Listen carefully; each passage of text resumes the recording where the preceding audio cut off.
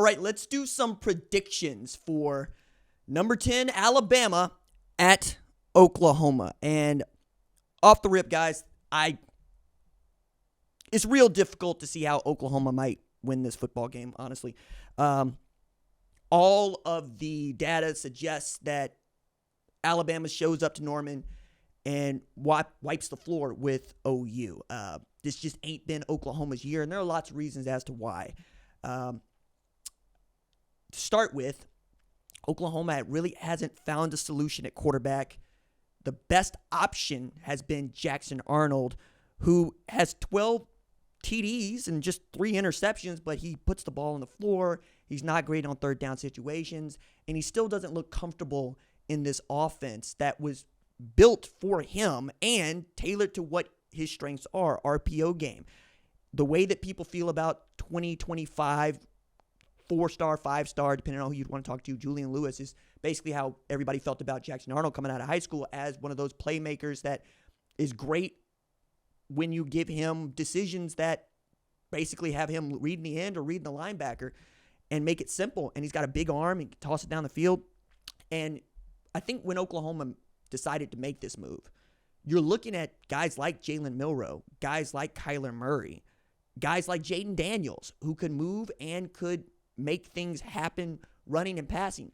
He looked for all the world like a guy that was a candidate to become a 3,000, 1,000 guy at some point in his career, and it hasn't happened just yet.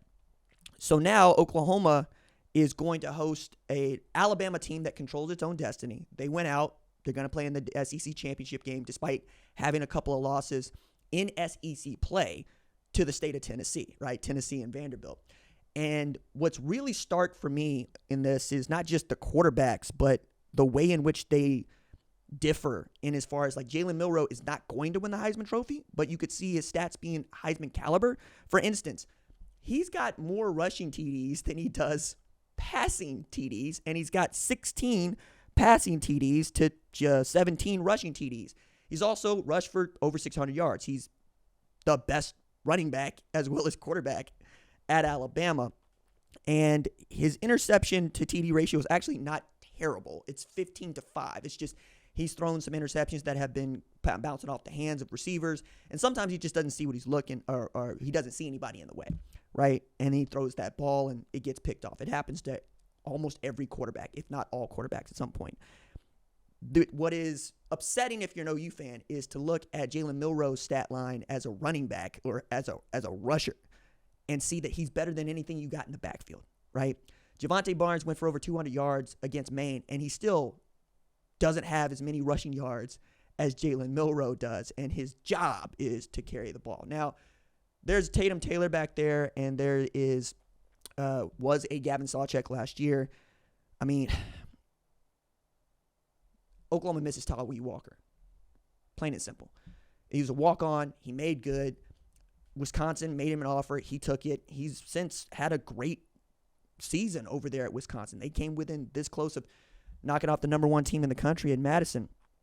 But the other part about this is there isn't really a receiving threat for Oklahoma and a threat to the Alabama defense.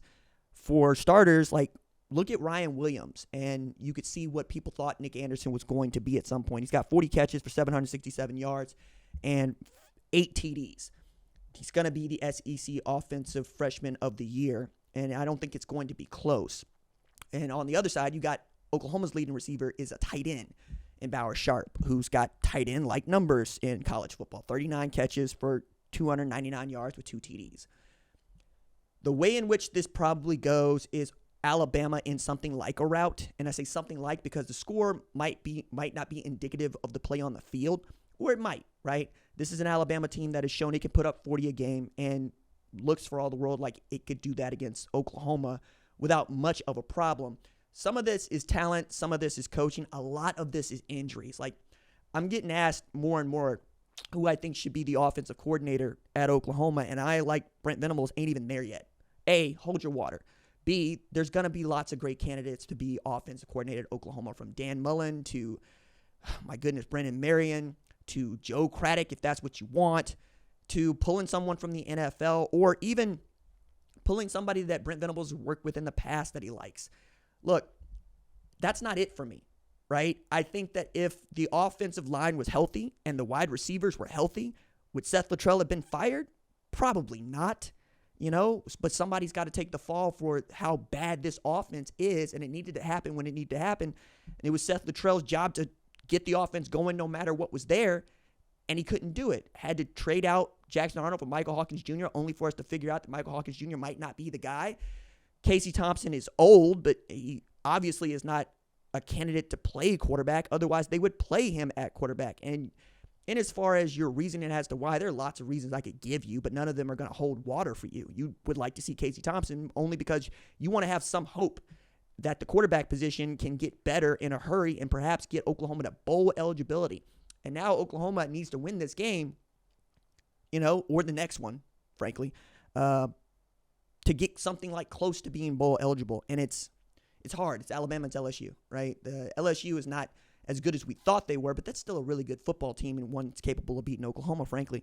And OU ain't been able to score, right? Like, that's been the big thing. The defense that was bordering on great is just good to above average now. We're not really seeing the kind of output that we thought. We thought there would be some younger guys that come on, some older guys that would have their say, guys like Ethan Downs, guys like Billy Bowman. Danny Stutzman keeps up his end, right? He's going to go for over 100 tackles once again, be the talisman in that defense, and has been consistent throughout his career and is going to be one of the beloved OU football players to leave that place after he's done. But I'm sure, when he signed up, like most of the kiddos that signed up, he expected to be playing for championships, and moving to the SEC, as he once said, was 3 letters. Well, it just means more. It's a tougher league to play in than the Big 12.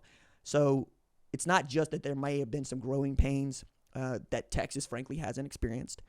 It's also you don't have your top 5 wide receivers most of the year. Deion Burks could have been a force this year. He just hadn't been healthy. Nick Anderson, MIA. Andrew Anthony, MIA. And on down the line, right? So I'm looking at Jalen Milroe as what it's going to take to win or lose this football game. If Jalen Milroe plays well, Oklahoma's going to lose. If Jalen Milroe plays poorly, Oklahoma's got a shot. Like, the only way I see this going OU's way is if it gets nasty and ugly in turnovers for Alabama. And I'm talking 4 turnovers of that team. And then you got to score on each time you get the possession, which is not necessarily the case. Like, I was asking this question earlier to our research at Fox, and I said, how often or how many points per turnover can you expect?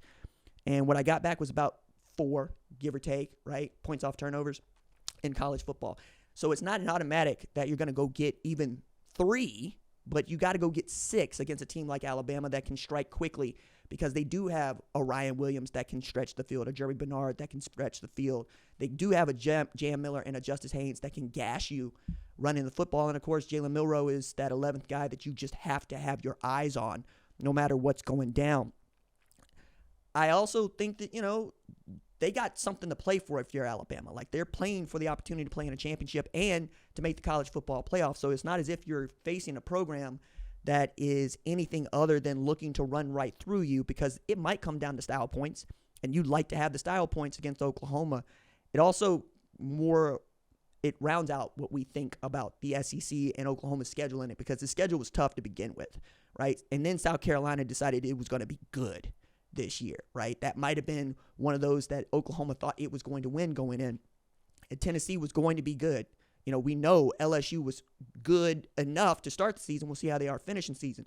Texas is good, right? You keep going down the line on this, and you can see how Oklahoma really could only pencil in the games that it won in non-conference, right? Maine, Tulane, and Houston.